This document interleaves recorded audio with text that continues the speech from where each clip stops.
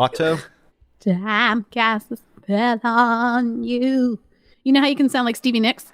Is if you just sing and then you shake your fist in the air. Time. Like that. But you won't forget me. I'm such a fool. I like it, but I like your reaction to yourself. I'm laughing at myself.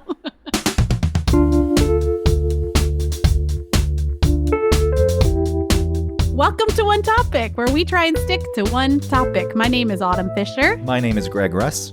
And this week's topic is judging. Mostly other people, right? Mostly other people. I'm sure we'll let it reflect back on ourselves Filled as to with why judgment. we are judging. Oh, I filled with it. I know why I judge. Okay. Because I hate myself. Well, this all started because when we were together in New York, we spent a good portion of the morning sitting near the Brooklyn Bridge or under the Brooklyn Bridge Park, closer to the Manhattan Bridge, you said, but we were looking at the Brooklyn Keep Bridge, right? flailing. Show that you tourist. I was making sure that I was saying the right thing. I had said the wrong thing, and then I knew that it was different, so I tried to correct it. You just have to trust yourself. You were correct the first time. Okay. We were sitting looking at the Brooklyn Bridge, judging every person who crossed our path. Every Yes. single person who walked by, we had some nasty comment about, even though they could be great people. They could be people who work in children's hospitals and they give all their money to charity. And look at those pants. Who wears? So look at this person jumping on those rocks. What a moron. Ha ha, that person fell. Serves you right, asshole. Oh, he picked up something on the ground. Why is he picking that up? Non-stop judgment. Look at that tour guide. She looks like she's homeless. Do you think that's an official tour guide? Oh yeah, there was someone giving a tour. This is kind of what started it all. And these people, I think everyone, I don't know if there was ever licensing for being a tour guide, but you would work for a company, and the company would presumably have some standard that they'd want you to meet as a tour guide. But now you just go online. I'll give you the tour of New York. And the tour of New York, every tour guide that I see, and these people do look like they're homeless vagabonds. Every tour is, this place used to be just as bad as Syria. You know how many times I've heard that from so many different people? It's like, New York was a bad place in the 70s and 80s, not like Syria. Don't make that comparison. No. But, it's for effect and the tour. But these people, goons, stealing other people's money. And you look at the people's faces who are in that tour. And I think some of them know that they're being duped. That's what I would think the entire time I was on a tour. It's like, how do you know that? Where are you getting this information? And the reason I judge that person is because I know I could give a better tour than they could ever give because I really like New York and I know a lot of stuff about it. But I know also I'm not a tour guide. The audacity to go out there and show people around. Who would I? But your tour would probably be more interesting than an official tour guide, because we heard what that lady was saying. She was like, this is the bridge, and here we see. There was an ad for Dumbo that I guess was coming out, and it also has to do with the area we were in. But they were like, and Dumbo. We all remember Dumbo, right? It was so horrible. Yeah, and I don't know what they charge for those things. Exactly. But I think what we look at here is so judgmental, so quickly. Yeah. And why?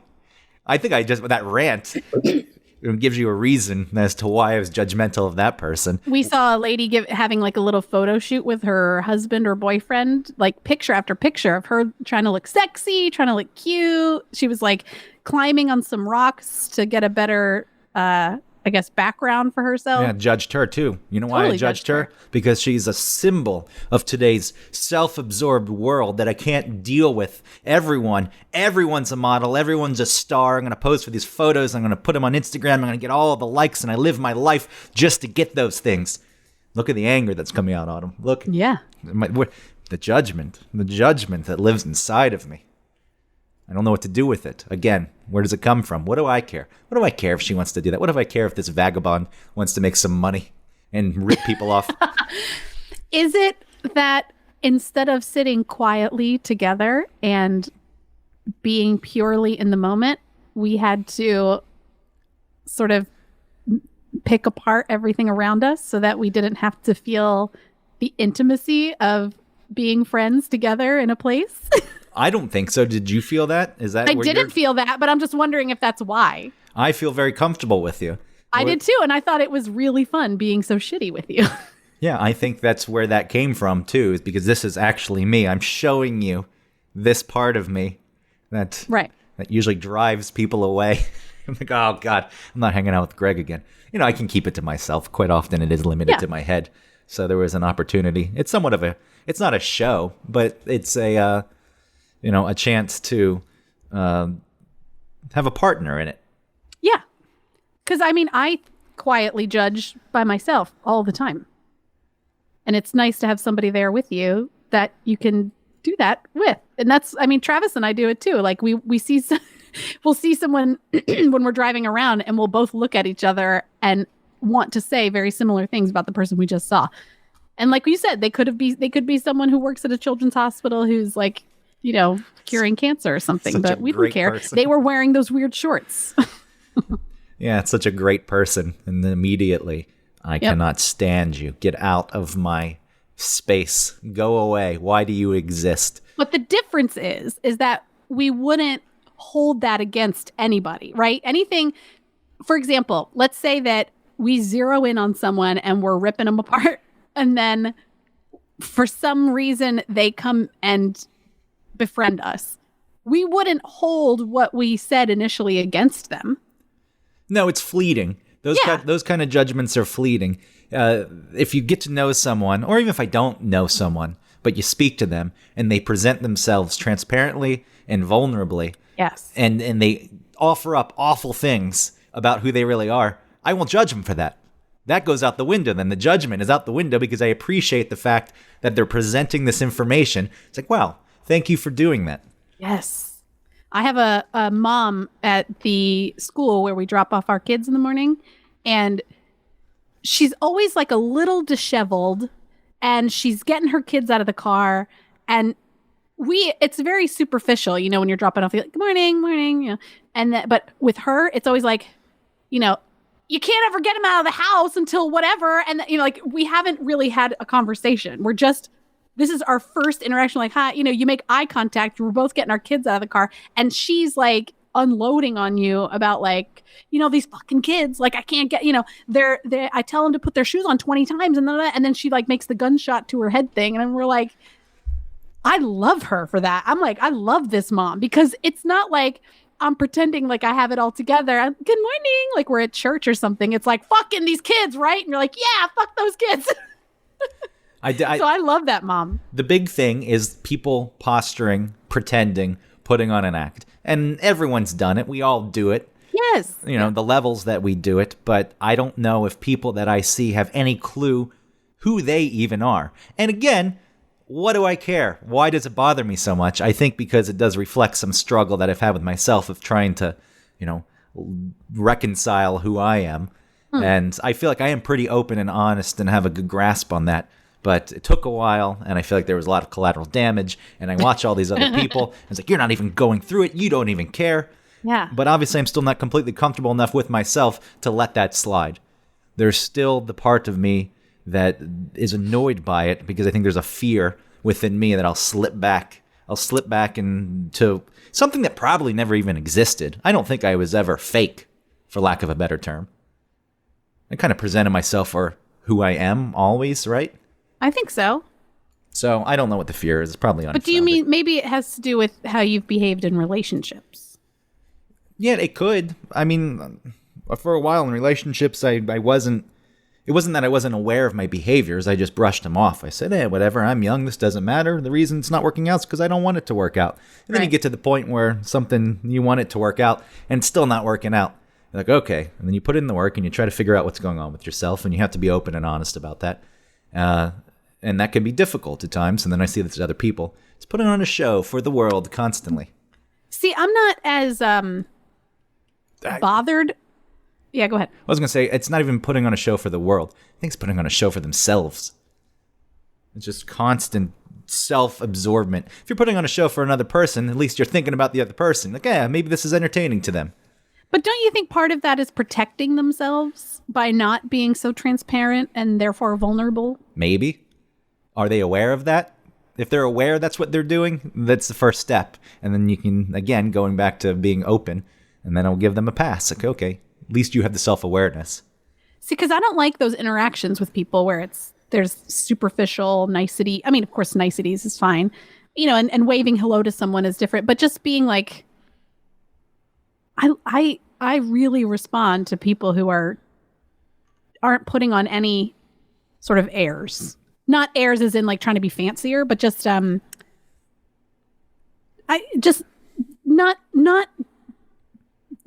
showing me who they really are or showing me anything that is like a flaw. No, I definitely to what you're saying. I don't think though, people should necessarily be required to expose themselves to you if they don't know you that well, and if they have no intention of having any kind of real relationship with you. No one's required to do that. I appreciate it. And then you have those quick exchanges and small talk, and that's fine. That in itself is a form of protection and maybe an act, but it's because you don't want to dump all your shit onto someone else. I think the big thing here is it's moved past that. I don't care if someone's private. It's just moved past it. Again, everyone is just looking, I don't know what they're looking for, what kind of fulfillment, just some kind of it plays on their self-worth, and they're really looking for acceptance ultimately. But I don't like the way it comes out. We all want to be accepted by other people, but it comes out in this very self-centered sort of way. Well, that reminds me of when I hear about or when I see like female comedians and they end up getting work done, whether it's like Botox fillers or some sort of surgery. That's always confusing to me, because I feel like if you're a funny woman that you don't care about, aging, because you already are sort of self-aware enough to be self-deprecating and to laugh at yourself, and you're judging other people through your comedy and stuff. And then you start getting something so superficial as getting, your lips bigger or making sure you don't have wrinkles. That always surprises me, because when I see someone who obviously has had stuff done, I definitely judge them. And the reason they do that is because if they don't, other people are judging them. Even a comedian, what should be the worth? Their material, if they're funny. But it's such a visual thing these days, and you're seen. If you start aging, people are going to take you as seriously. Other people will judge you for aging, and you got to continue to look young. The world's filled with judgment. But you're putting your worth on your looks instead of on your comedy. Because you want to remain relevant. I understand what you're saying. But to me, as someone who's a comedian, not me, I'm saying if you're a comedian, then wouldn't you have that head where you're like, I don't care what I look like, or I don't care if people are judging me. That's not what I'm here for. If you're a woman on Instagram and you're getting that kind of thing done, then I understand, because you've placed your worth on your looks. There's a fear. I assume there's a fear that if you don't change your looks, you'll be judged, because people aren't. Obviously, they are judging your material, because that is the foundation of things. But there's a dismissiveness amongst people. And I think, who knows what drives it? And I agree with you. And this goes back to that other show that we did about vanity. Aging? Vanity, that's right. Yeah, it's a shame that this exists the way it does in our society. But I don't know, it eats away at me sometimes. The level of judgment I want to let go. Ultimately, you do. That's my ultimate goal, is to stop caring so much. But do you really care, or is it just sort of a hobby? No, I care. I have these fantasies. All right, I wrote some notes for this show. Let's just start with this. So on Sunday, for example, go out, get a bagel, go to the park. It's a nice day. I'm with Christina, and all the people are out. They got their dogs, and they're pushing their strollers, and I got so angry. It just really angered me. It ruined my mood. This is why it needs to stop, because it isn't just always observations that are funny or humorous or, quips. Sometimes it consumes me. And the reason all that angered me is because I felt like all these people moved to this city, gentrified neighborhoods, jacked up rents, and all they wanted was the suburban life in an urban setting. So they brought a suburban life to the city where it doesn't belong, and this pissed me off, because in my mind, the city is a place for people like me who have fantasies of stabbing other people. That's where we retreat to. Now you come in here with your nice Wes Anderson style life, and you project it all over the city, and you ruin the culture of it and the feeling of it, and I cannot stand you.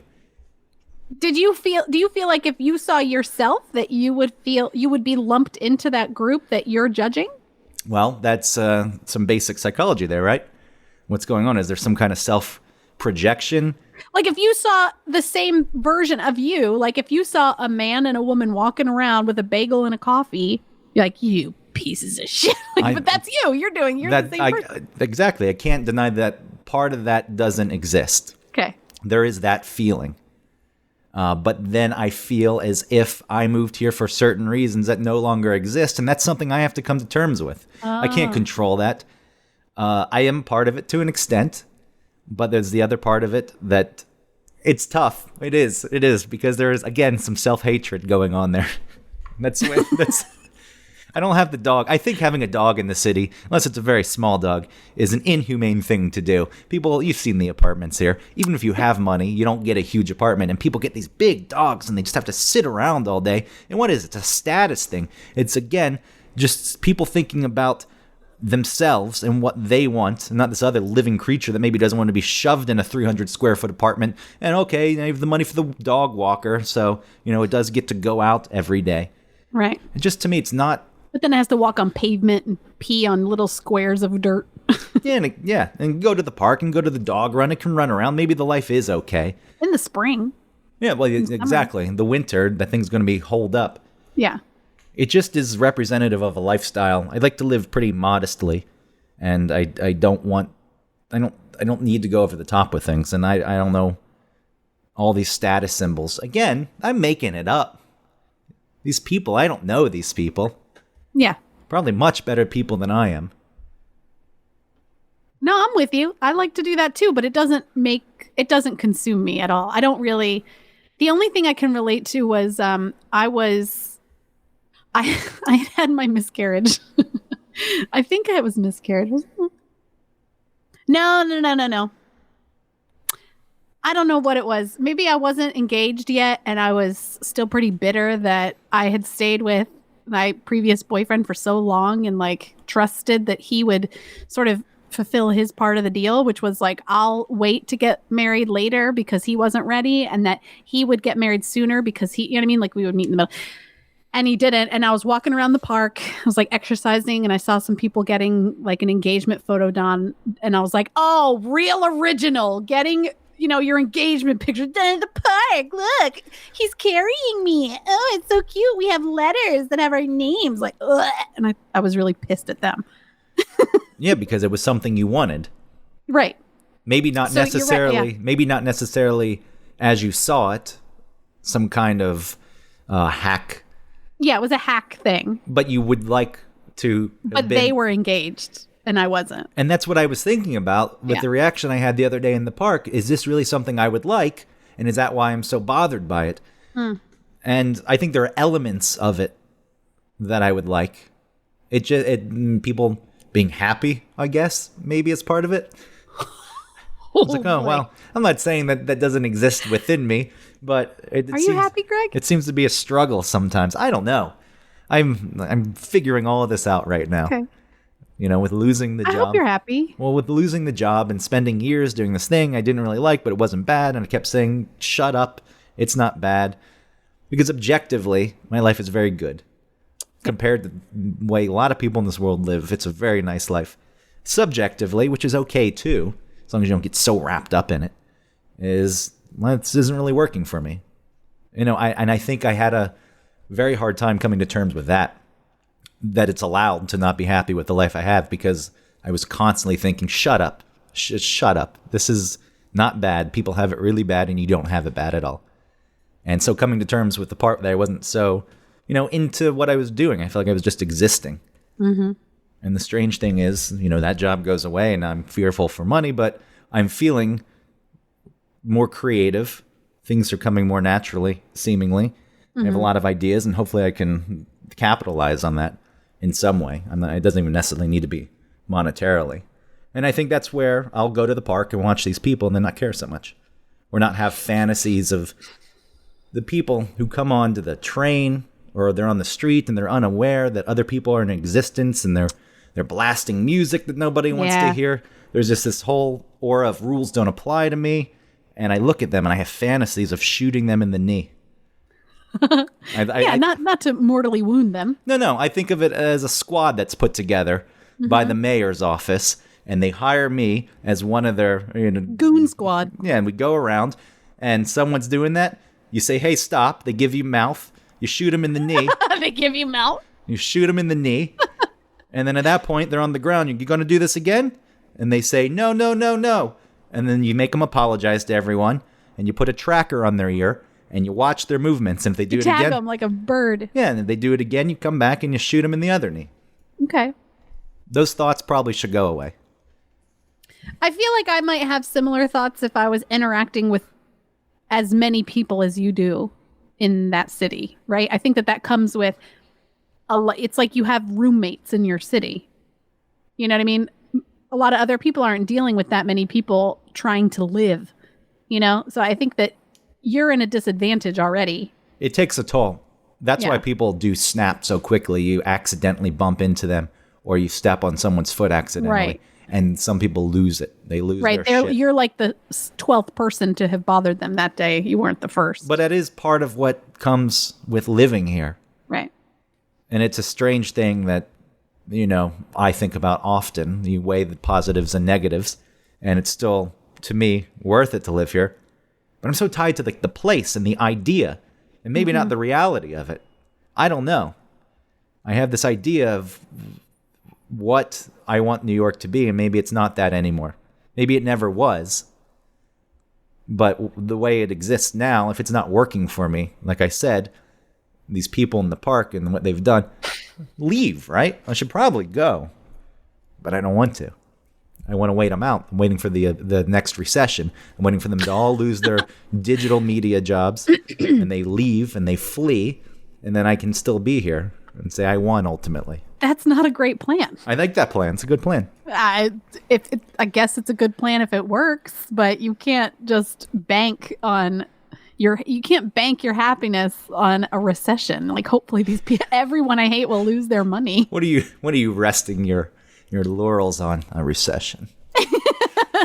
I'm putting all my eggs in that recession basket any day now. Give me my dream will come true, and then I'll find something else to be upset by. But ultimately, to sum this section of it up, I think it's not that I necessarily want the life that they have. I don't want them to have that life where I live, because there's human connection that I would like, and relationships that I see these people having that I'm all for. But ultimately, I feel like it changes the culture of the city, and it becomes very generic. It becomes like Amelie. You ever see Amelie? Yeah. I feel like people saw Amelie, and they said, that's the world I want to live in. Where I brought up Wes Anderson, they see the films, and that's the world I want to live in. Oh, let's go to these poorer neighborhoods in New York. We can get in there, and we can change it all, and we'll make it exactly like one of those films. And I don't like that. I don't want it. But aren't you one of those people who moved into this area and is part of the change for that neighborhood? And I'm judging myself for that, because what are you supposed to do? You can't get around it, and then so there's no answer, and it eats away. Yeah, because you don't want to just live in a shitty part of town just because it's like part of living in that city. You want to live somewhere where you're safe and happy, and there's things to do, and it's all green spaces to hang out in. It's all eat a bagel. It's all very layered and complicated. You're right. It's not that simple. I think that's another part of it. I do recognize, I'm in someone else's eyes, I am just exactly like those people, because I'm sitting in that park, and that bothers me. And moving to Bushwick, Brooklyn in 2008, when it was still a gentrifying neighborhood, I lived there because I didn't have that much money. And I tried to be respectful of the people who lived there already and the culture that is there, which is a very Hispanic neighborhood, a lot of Puerto Ricans and a lot of Dominicans. And I didn't want to get in the way. I'm like, I'm here. But just by being there as a white dude, you're jacking the rents. It's like, that guy will pay. I was paying $1,400 a month. My share was $700 for a giant, newly renovated apartment for New York. It was huge. We had backyard. But for that neighborhood, that rent was probably outrageous at that time. So I contributed to part of that neighborhood changing. But then a lot of people came in and they just took over. And they made it exactly what they wanted to make it. Which, to me, is not... They're not thinking of other people. So that goes back to the shooting in the knee. See how this ties together? It's Okay. I cannot come to terms with anything. That's why I want to go back. I want to go back and ask, like, you were so upset you're getting angry in this park. Yes. And I assume that you and your girlfriend were trying to have like a nice day. Did you express that feeling to her, and did it put a kibosh on your day? What is that like? It's tough to get out of the mindset sometimes. And she was going to her grandmother's house. So we only hung out for a little bit and she left. Oh, okay. And I can move out of it. Did she know that you were upset? Oh, yeah, because I was expressing it. I was yelling at every person that walked by. A group of people the other day. You're like an angry dog. The other day. Barking at everyone. The other day, a group of people walked by laughing loudly. And it said, "Who do you think you are? Why are you laughing so loudly? Do you want us to all think, oh, what are they laughing about?" It's like, it's not going to work. Only it did work, and I'm angry that it worked. I should really live in the middle of nowhere, I feel. But the rock feels no pain. But struggle. Island never cries. I feel like the struggle is what drives creativity. Maybe that's... Yeah, I don't know. Maybe, right, because like comedians are funnier when they take the bus, that kind of thing. Like when you have no problems, it's harder to sort of be funny. And when you have no problems, I think it's harder just to be creative. Right. You know, think about writing music and you're angsty and then you're successful and then you have a mansion and then, oh, well, like what's your inspiration at that point? Yeah. For that, you've built this reputation on this thing. I don't even have a reputation. I don't know. There's no level of sustained success here in creativity, but you know, it's the fuel though for all this judgment because I feel, and then that makes me self-absorbed because I'm angry that I can't get what I want out of this place. I'm done with this for now. Your turn. Your turn. Go to your notes. What do you have? What did you judge? Endlessly fascinating. I still want to go back to how Christina reacted to your feelings. Does she handle you, or does she just let you feel whatever, or is she in on it with you? What's that like? She's partly in on it with me because she grew up here. Yeah. And grew up in Bushwick. She's seen how it's changed. Yes. She's seen how it's changed. And being from that neighborhood, and her parents are in that neighborhood, and her grandparents are in that neighborhood, there's a level where they're happy that it's changed because it apparently used to be a real shithole. Yes. Yeah. But then there's the other part that, you know, makes it harder for them to live there. And I guess that's the way these things go. But I think it's the lack of respect that I see from people moving in, not caring about the other people who are already there. Mm-hmm. Balance it, ultimately. You're not supposed to sacrifice your whole life. I like to think I would do something like that. I wouldn't. But I would sacrifice everything I wanted to bend to something else. Well, if I was thinking about other people, but you know, you can balance it in some way. Yeah. Well, mine isn't nearly. I feel like mine isn't nearly as pathological. Yeah. I mean, I'm just just judging their moms mostly. That's fine. That's what your world is. Yeah. I remember when Ellie was little and we moved up here to Maryland, and I would go to the library because that was like what you could do with your little kid, is go to these library things, like where there's a librarian that comes and like reads books to the kids and has them dance around to music, and you just kind of hang out and then you meet other moms. And I just remember thinking, like, none of these moms are dressed. Like, I would put on jeans and try and look like not cool. Like, I'm not trying to look cool because I don't want to look like I'm trying too hard, because then I would judge that. So I'm just trying to look like myself. But these other moms are just like wearing leggings and workout clothes, and they ain't working out, but they're just trying to be as comfortable as they can. And I'm not saying I'm uncomfortable in my jeans, but I sure would be more comfortable in some leggings. But I was like, I'm not going to do that because that's what a mom does. And I'm not wearing just leggings out constantly everywhere I go. And I always used to judge the moms who were like not dressed.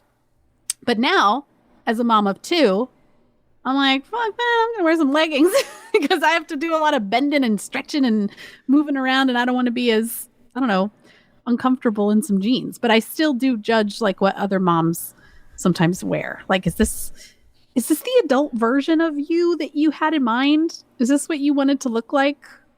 What did you have in mind? Me? What do I have in mind? Well, before, when you thought about yourself in this position as a mom, what did you have in mind? The same as who I was. But Comfortable, a lot, not trying too hard. Not like I'm not trying to look fancy, but I'm also not trying to look like totally disheveled. Like, put yourself together a little bit. Be the person who you are on the inside. Let that reflect on the outside, and not just this like broken mom, you know?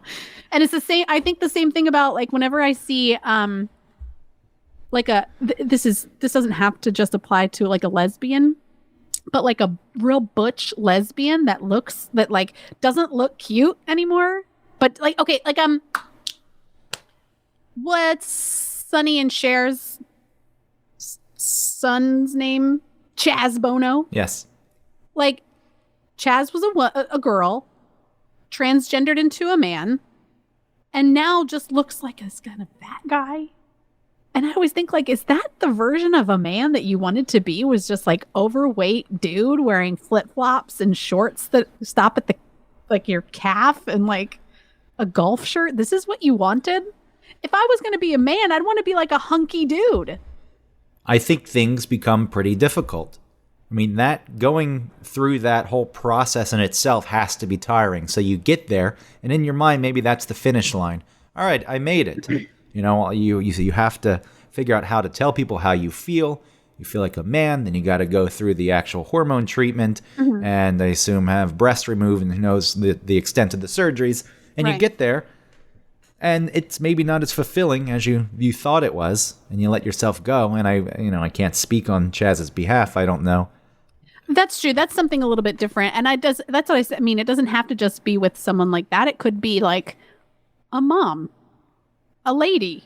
Well, with you, man. With you, as you're saying, there's part that I like that you don't care what you look like because you have shit to do and you just want to get it done. Yeah. But there's the part of you for yourself. Not because maybe you're worried that other moms are judging, because that is a real thing, but it sounds like it's mainly because you also want to take care of yourself. Yes. That provides... It's a standard that I hold for myself. Like, I don't want to look that way. And when I see another mom just being like totally cool with looking crazy, I think, is that what you thought? Is that what you thought adulthood was going to be like? Was like you looking like that? It's so mean, but that's just what I think. And like I said, I would not decide to not be friends with that mom necessarily if we ended up like talking or something. But my just surface level shitty reaction would be judgment. There's part of you, it seems, that is not ashamed by it, but doesn't necessarily like the fact that you go out looking like that quite often. So if you see someone else looking like that, it stirs something inside of you, I assume. I think so, because I kind of, it's not like not being excited to be 100% mom to me for a while felt like I was doing it wrong or something was wrong with me. It's allowed. It is allowed. It turns out I'm more than 100% a mom. I'm also a wife. I'm also a friend. I'm also a woman. You know what I mean? Like, there's lots of different aspects about me. And when I am annoyed, I think that that's what it is. Sometimes when I see someone who is just totally committed to being one thing, and that can be all across the board. It could be like, well, I'm only a hot person. Right. So like all I care about is my superficial looks. I have to be sexual. I'm the kind of person who's like, I'm really into Trump. And so I'm wearing a MAGA hat and USA and immigration, blah, blah, blah, you know, or I'm a vegan and I can only talk to you about being vegan and how like PETA is this and animal cruelty. You know what I mean? Like, I don't like anybody who's just focused on one aspect of themselves. And if I see someone, I guess, that's looking schleppy, who's got a kid on her hip and just has given up, I think like, why did you give up? There's so many other things about you that should be reflected in how you present yourself. That makes sense. Again, I think a lot of this just judgment comes from within. It stirs something negative that you feel about yourself or your life. And as you saw as we ran through all the crap I threw at you, there's a lot at play. Looking at people who are just taking photos of themselves, it annoys me because those kind of people can get to the point of wide acceptance even though there's no substance there. And then there's part of me, and it sounds cocky, and I'm sorry, because this is something that I hate about myself, I think. I don't like cocky people. You could say it's confident, whatever. To me, it feels a little too cocky, and I don't like this, but it's like I feel like there's substance here, but this person has a better chance of getting to some point. It's not that I want praise and applause for no reason. I want to do something that I think is worthwhile and have people respect and enjoy that.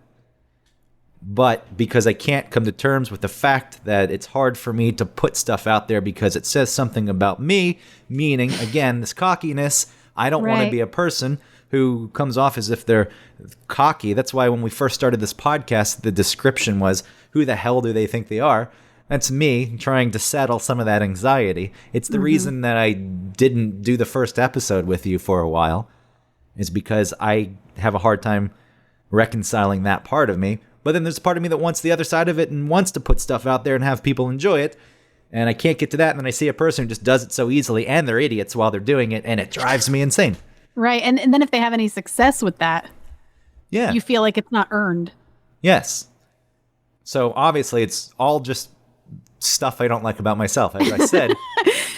On paper, I would have agreed with you that it does, like, the judgment does come from within. But practically for me, I would have said, not me.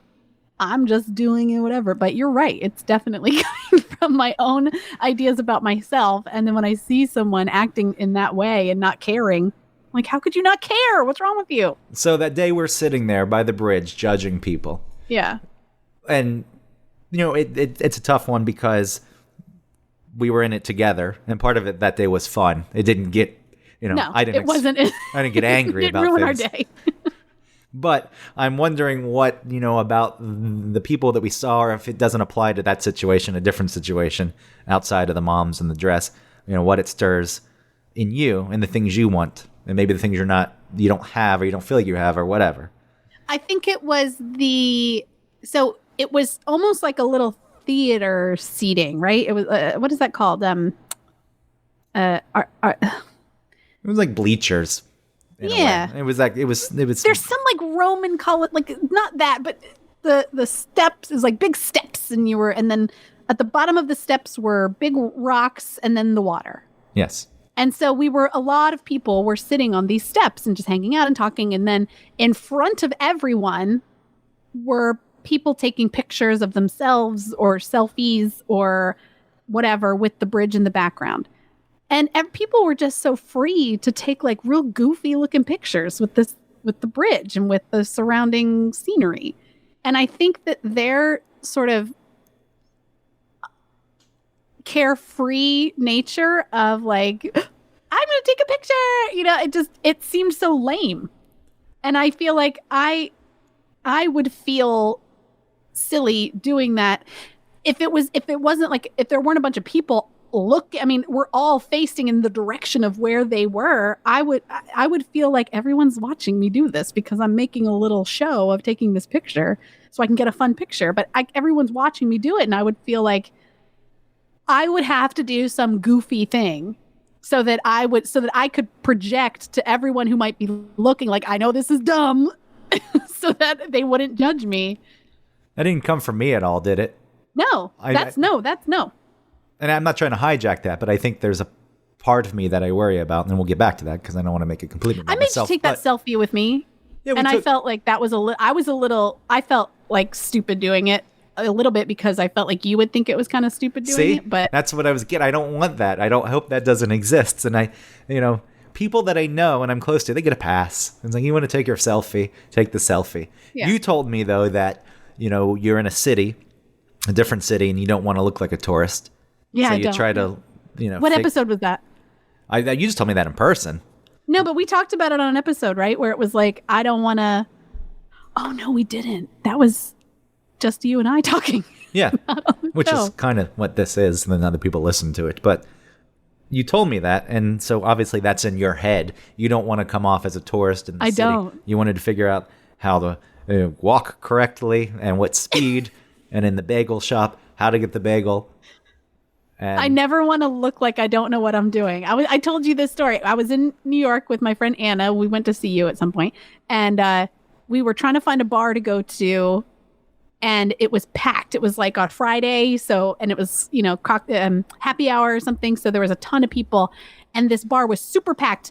And I just walked straight through. I was like weaving and bobbing through people because I didn't know where to go. I didn't know what was going to be in front of me. But I didn't want to look like I didn't know what to do. And when I got to the end of the bar, there were no seats. There was nowhere to be. And so I just had to turn her around. I led her through the entire place, and we snuck back through and figured out what to do after that. But I didn't want to look like I didn't know where I was. because if someone saw you looking like you didn't know where you were. Because I didn't. But what's so bad? So if someone saw you, then they would pass the judgment on you. Yeah, like she's not from around here. Which is only because you would pass that judgment on to someone if the situation were reversed. Because if I was in that place and I was from that place, I would see the person coming in and not knowing, be like, they don't know what they're doing. Of course. Like at the airport. Don't you have things at the airport where I do the same thing where it's like I have rules at the airport that make me look like I know what I am doing. The airport just stresses me the hell out. Oh, I am not a gate lice. I do not stand up until it is my turn to go. And even if it's not, you have a sign. Usually, if you have an assigned seat, stop standing up by the gate. Man, I'm with you on that. Yeah. I love just sitting back and letting those people scramble. And I am passing judgment on them. But part of that is the airlines making $30 a bag for a checked bag. So people need the overhead space. And they get on the plane first and fight for it. People always did that, though. I think when the plane's boarding, if I have no, I just usually travel light. I'll just sit and try to be the last person on the plane. But even if you don't have an overhead space, they'll check it for free and you get it at the end of the jetway. You don't even have to worry about anything. No, that's true. So everybody just fucking... But it's more about me having like a secret. Like, I know the way to go. I know what to do. You can't look at me and know that she doesn't know what she's doing. I've got this figured out. I walk into a place confident. I'm smarter than you. Look at you all. Look at you all. Making your lives that much harder. When I lived in Atlanta, I knew what to do. And then when we moved here, I think that was part of maybe some of the anxiety and problems that I had when I first moved here was because I didn't know what to do. I didn't know the grocery store. Honestly, the grocery store is different. Like it wasn't like a Kroger where you put your cart up at the end and you put stuff on the belt. It was like a different thing. Like you slide your cart around the back and the cashier does it themselves. Like I didn't know what was going on. People weren't as friendly. I didn't know what I was doing. And I was constantly in that, like, where am I? Where do I go? The airport, going back to that for a second, makes sense because people bunching up, it creates stress, or just the airport's stressful enough and it's adding to the stress, and it's something that doesn't need to be there. So you judging other people for it, even though you're not partaking in it, because really you could say, I'm not playing that game, I'm sitting here, and that should be the end of it. But you're still looking at them, judging them, because it still makes it stressful. You're watching it, even if you're not up there with them. This is insane.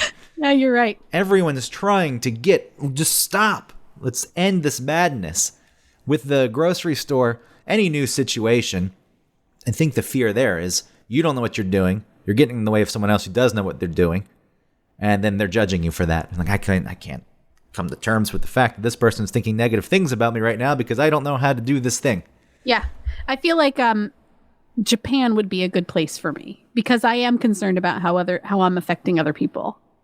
That's why I love it. Yeah. It gets to the point where it's oppressive. Society is oppressive, and everyone, you do have to think about yourself and your needs. And then their porn is like snakes going up a person's butt. Eels, usually, right? Eels. I'm sorry. I'm so sorry. It's probably snakes, too. I've seen the eel. I don't know why. I have, too.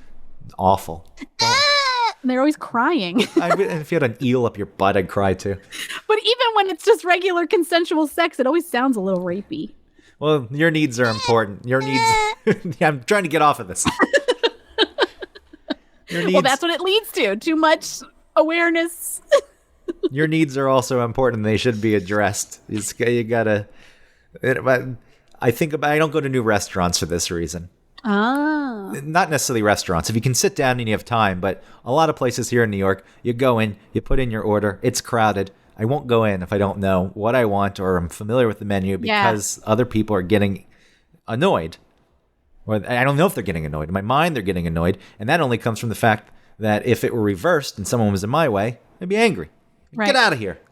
Don't come in here. And all these contradictions. That sounds a little New York-y, though, like, hey, guys, doesn't know what he's doing. Well, I judged all those people on that street. Remember taking that photo? So there's a street in Brooklyn where these old warehouse buildings frame a tower from the Manhattan Bridge, and then the arch on the tower underneath, you can see the Empire State Building in the distance. It's a famous photo. Everyone's seen it, even if you don't know what I'm talking about. Now everyone takes the photo. And that, to me, is annoying because they're clogging up the street and the sidewalks to get this photo that's been taken a million times before. And then that goes back to me feeling superior because I would never take a photo of this because it doesn't mean anything because you're not original in that thought. And then that makes me feel bad because I don't want to feel like I'm superior. Cycle never ends. Now you know why it's difficult. There's no happiness. There's happiness. No, I get it.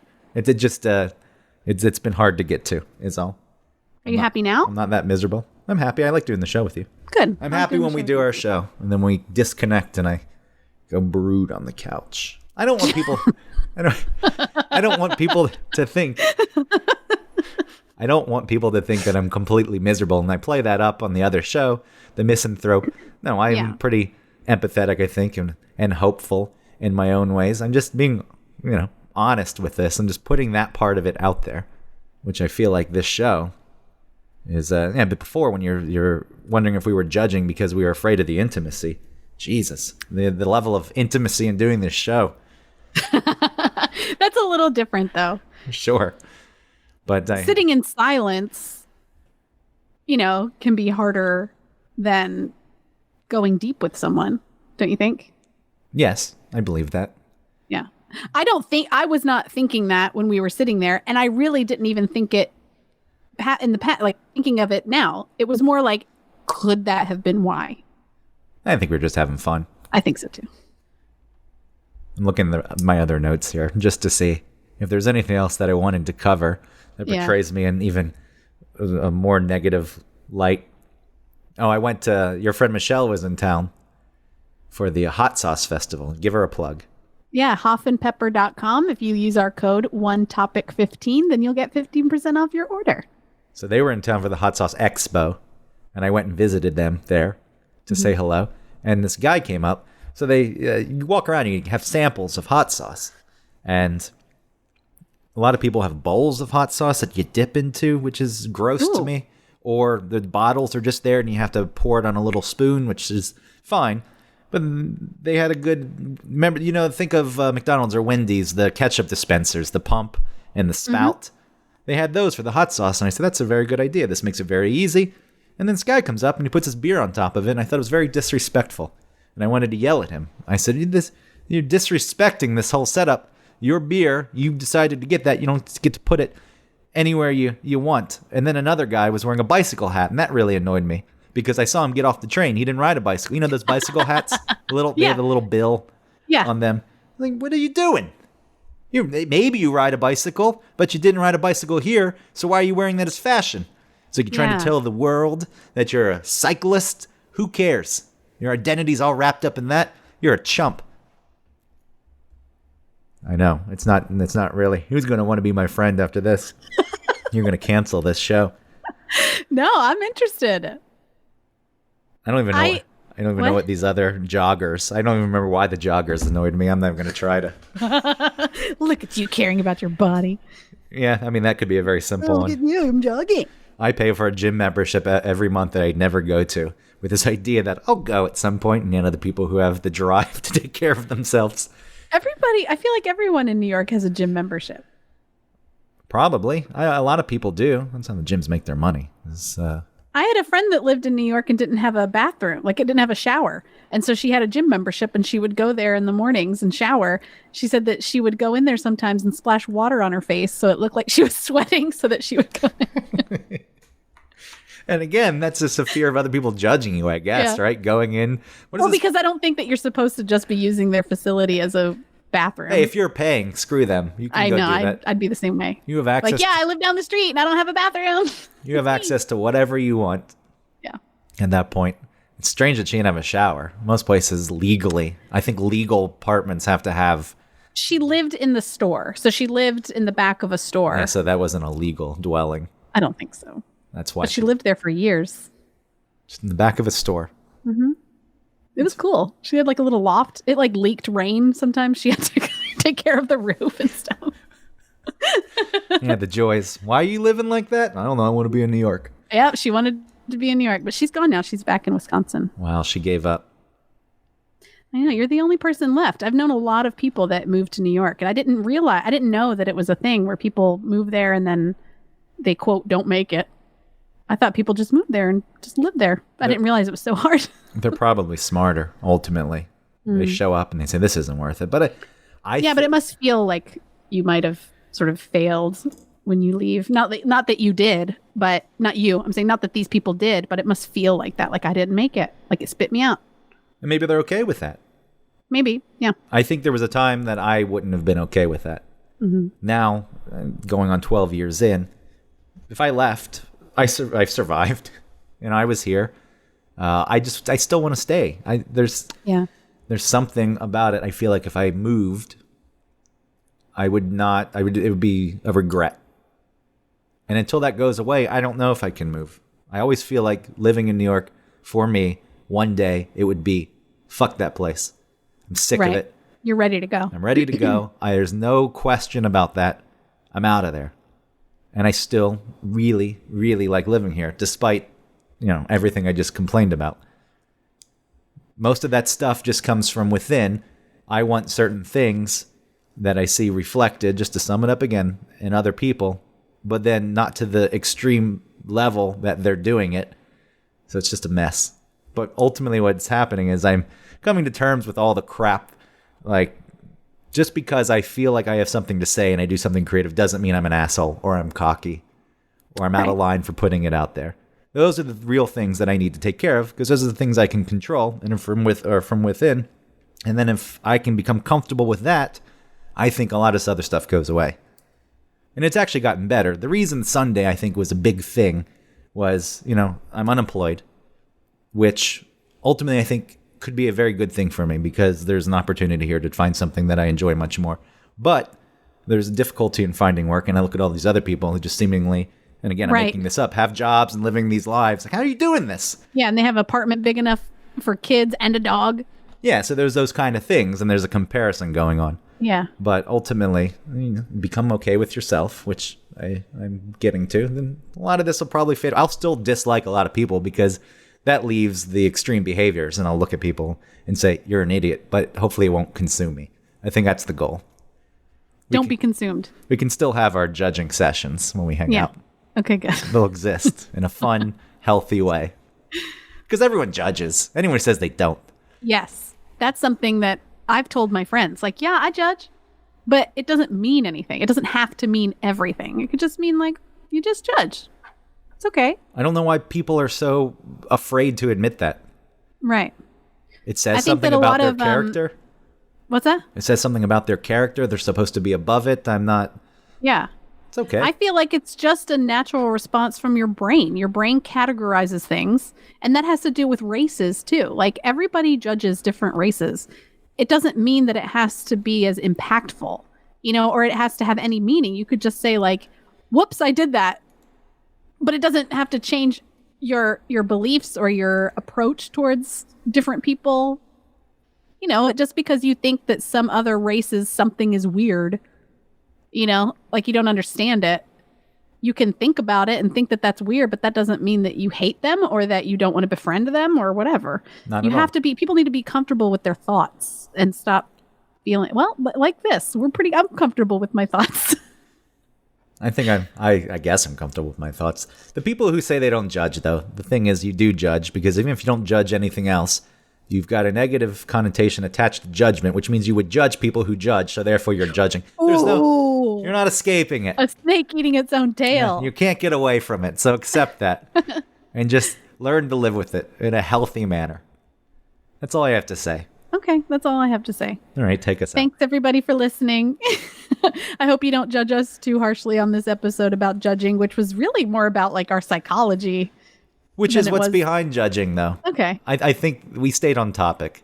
Okay. I don't feel like we strayed. I gave examples and then talked about why people judge, or at least why we judge. Well, if you want to hear more of that, more of us, subscribe, find our podcast on iTunes, and rate and review us. And again, if you want some really kick-ass, amazing hot sauce. You tried the hot sauce this weekend? I did try the hot sauces.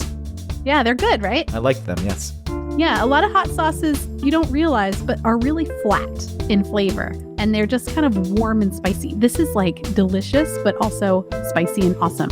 So go to hoffandpepper.com.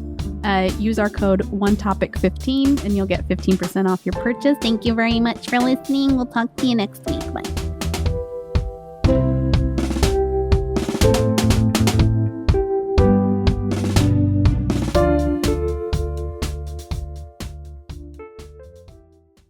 It was too self-absorbed, wasn't it? What, yours? Yeah. Not at all. Still like me, Autumn? Of course. I love you. I love you. I love you. I love you. She loves me.